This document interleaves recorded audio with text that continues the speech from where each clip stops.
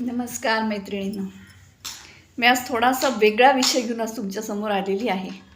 वेगळा विषय म्हणजे असा की आपल्या यूट्यूब चॅनलचं जे नाव होतं मैत्रिणींचं माहेरघर, ते बदलून आता आपण सुचित्रासोबत म्हणजे माझ्यासोबत असं आपल्या यूट्यूब चॅनलचं नाव दिलेलं आहे. तर आता आपल्या ह्याच्यामध्ये या चॅनलमध्ये थोडे वेगळे विषय असणार आहेत. मैत्रिणींच्या माहेरघरामध्ये वेगळे विषय होते, ह्या चॅनलवरती आता आपल्या वेगवेगळे विषय असणार आहेत. चॅनल तेच आहे, चॅनल बदललेलं नाही आहे, फक्त आपण नाव बदललं आहे.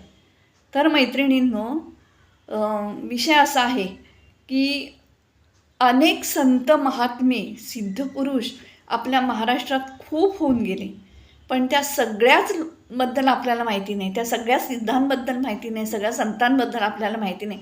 मला माहिती नव्हती एवढे वर्षामध्ये. मला एक आपले ठराविक जे आपण लहानपणापासनं शाळेपासनं जे काही ऐकत आलो, जे काही कानावर आपल्या पडले, तेवढ्याच संतांची सिद्धांची आपल्याला माहिती होती. पण ह्या व्यतिरिक्त अजूनही आणखीन खूप संत आपल्या महाराष्ट्रात होऊन गेलेत. तर त्या सर्व सिद्धांची माहिती जमा करून तुम्हाला त्यांच्याबद्दल छोट्या छोट्या गोष्टी सांगणं, त्यांनी केलेल्या समाजासाठी कार्य, या सर्व गोष्टी तुमच्यापर्यंत शेअर कराव्यात असं माझ्या मनात आल्यामुळे मी आता ह्या चॅनलवरती तुम्हाला संतांची सिद्धांची अशी माहिती देणार आहे.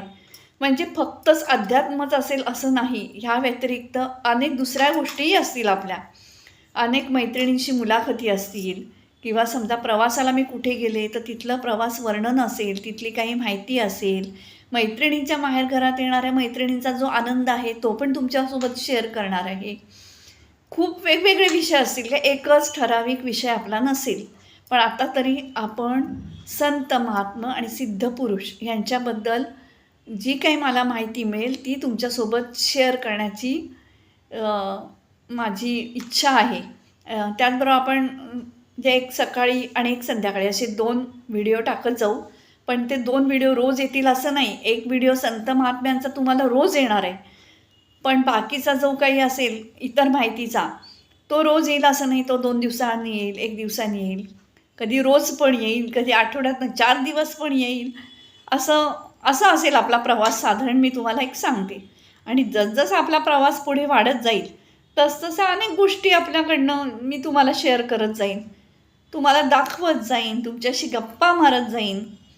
तर आता तुम्ही मला ह्या माझ्या प्रवासाला खूप मदत करायची. मला तुम्ही अनेक गोष्टींची तुमच्याकडूनही मला माहिती हवीच आहे, पण तुम्ही मला खूप खूप सपोर्ट करायचं आहे की माझा हा प्रवास अतिशय आनंदी आणि सुखकारक आणि प्रेरणादायक झाला पाहिजे. अनेक लोकांना याच्यामधनं प्रेरणा मिळाल्या पाहिजेत. अनेक लोकांना सिद्ध संतांच्या माहिती मिळाल्या पाहिजेत, जे माझ्यासारखे काही असतील की ज्यांना बऱ्याच संतांची सिद्धांची माहिती नाही. अशा बऱ्याच लोकांना माहिती मिळाली पाहिजे. पण तुम्ही जर का मला सबस्क्राईब केलं, लाईक केलं, शेअर केलं आणि मला सपोर्ट केलात तर ह्या गोष्टी सहज सुलभ आनंदी होतील. त्यासाठीच मी तुमच्यासोबत म्हणजे सुचित्रासोबत तुम्हाला घेऊन हा माझा प्रवासाला आजपासून सुरुवात करते. तर आपण आत्ता पहिल्यांदा गोंदवलेकर महाराजांचं जे छोट्या छोट्या त्यांच्या ज्या गोष्टी आहेत किंवा त्यांनी जे काही कार्य केलेलं आहे समाजासाठी, त्याबद्दल रोज थोडी थोडी थोडी तुम्हाला मी माहिती द्यायला आजपासून सुरुवात करणार आहे. प्रथम आपले गोंदवलेकर महाराज आणि त्यानंतर जसजसे मला माहिती होतील तसतसे बऱ्याच सिद्ध संतांची मी तुम्हाला माहिती देणार आहे. तर मला काय करायचं आहे, तुम्ही सपोर्ट करायचा आहे, लाईक करायचं आहे, शेअर करायचं आहे, सबस्क्राईब करायचं आहे. आणि आता आपण काय करायचं आहे, आत्तापासून आपण सुरुवात करायची.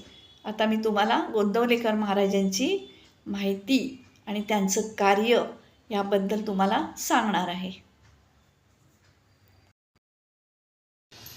श्री गुरुदेव दत्त. श्री स्वामी समर्थ महाराज की जय.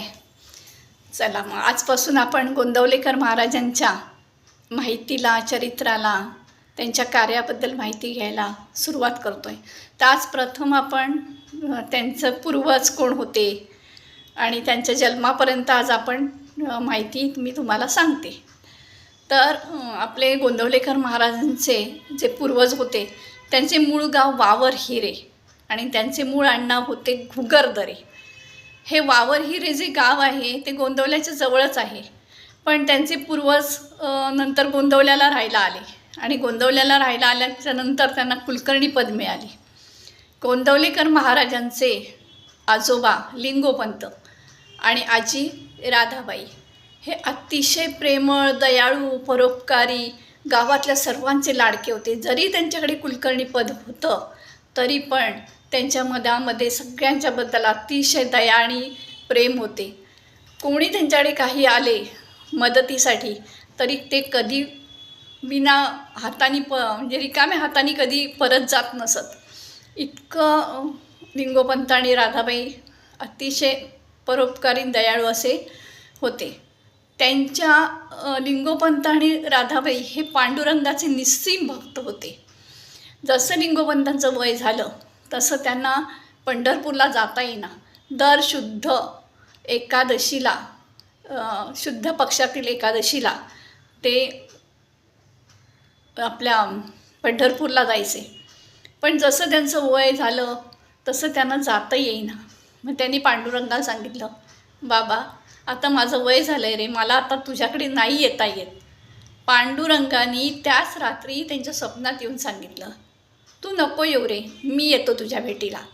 आणि त्यांना सांगितलं की तुमचा जो मळा आहे त्या मळ्यामध्ये खोद, तिथे मी तुला सापडेन. लिंगोपंतांनी त्या स्वप्नावर विश्वास ठेवून दुसऱ्या दिवशी गावातील 4 लोकांना बरोबर घेऊन मळ्यात गेले आणि मळ्यात गेल्यानंतर त्यांनी एक हातभर खणलं. हातभर खणल्यास त्यांना विठ्ठल रखुमाईची मूर्ती सापडली.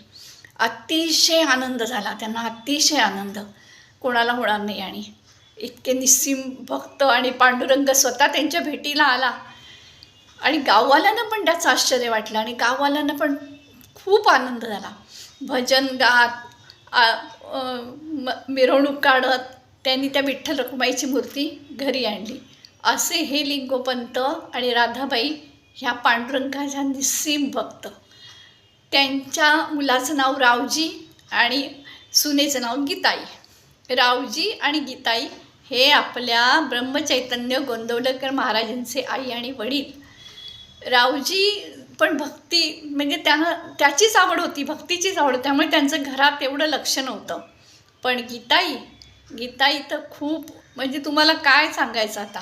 गीताईचं वर्णन तर इतकं सुंदर ऐकायला मिळतं की ती गीताई इतकी परोपकारी, इतकी प्रेमळ होती, ती अख्ख्या गावाची लाडकी होती.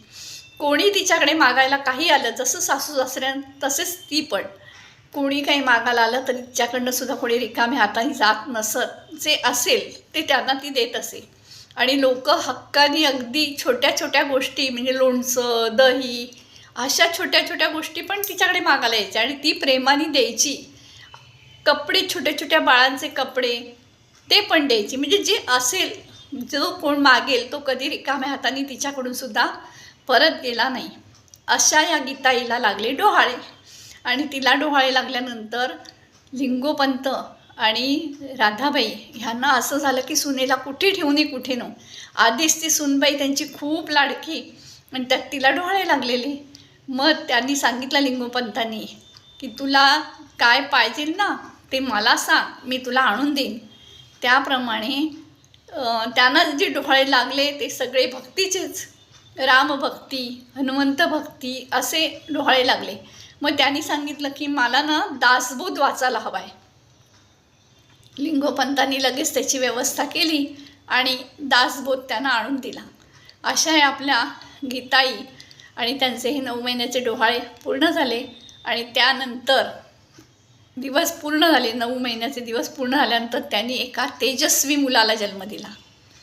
इतका तेजस्वी तो मुलगा होता की शरीर पण असं पिळदार, भलदंड, असं सुंदर, एकदम गुटगुटीत, थोडक्यात गुटगुटीत पालक, कुरळे केस, अगदी त्याच्याकडे बघितल्याच्यानंतर त्याच्यावरून नजरच हटणार नाही असा सुंदर बालक तिच्या पोटी जन्माला आला.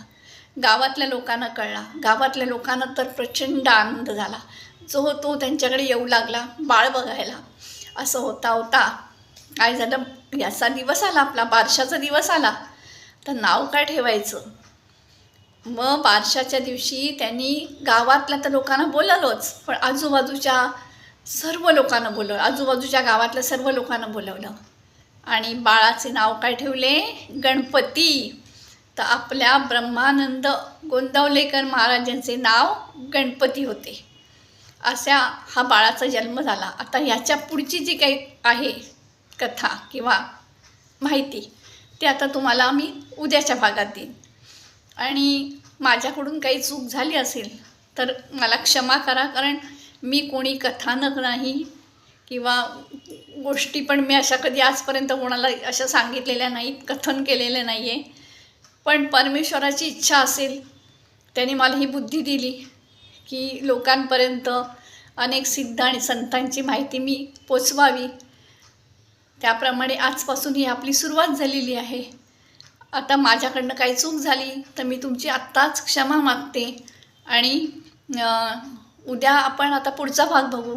आणि तुम्हाला जर काही आवडलं असेल मी जे काही सांगते ते, तर लाईक करा, शेअर करा, सबस्क्राईब करा, मला सपोर्ट करा, कमेंट्स करा. मला खूप आनंद होईल तुमच्याकडनं मला सहकार्य लाभलं तर. श्री स्वामी समर्थ.